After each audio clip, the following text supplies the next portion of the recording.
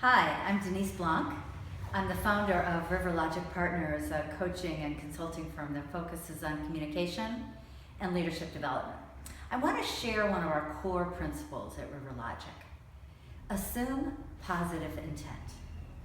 So when we assume the best in people instead of suspecting the worst, our communication tends to be much more open, much more communicative.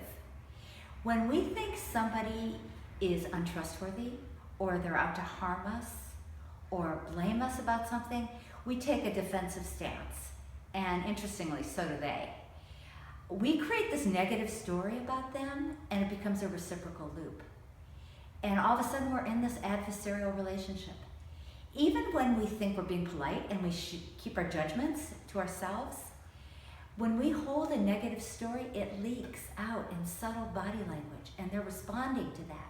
So when we have a negative reaction from someone, first thing we can do is look at our intent. We judge other people by their actions and their behavior. We say, he didn't get back to me.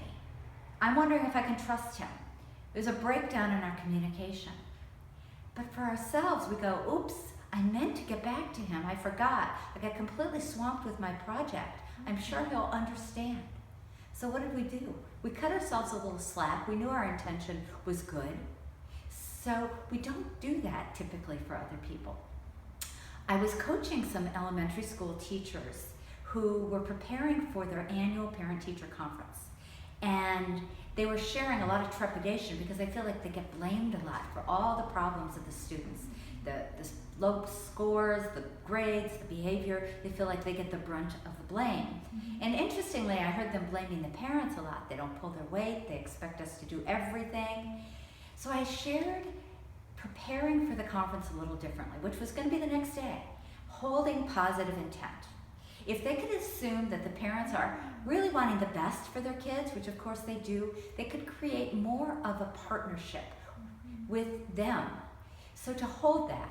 Now when the parents start to blame them, if they did, they could keep their cool by shifting the story. And the story would look a little like, they might have had a really hard day today. Or, I know she's a single mom and it's tough. Or, they have a really challenging job. But we cut them some slack as you would want them to do for you. So when we do that, people appreciate it. They respond accordingly. I got a chance to be with the teachers after the conference, a couple days after, and I heard a lot of excitement because many of them were starting to build a relationship.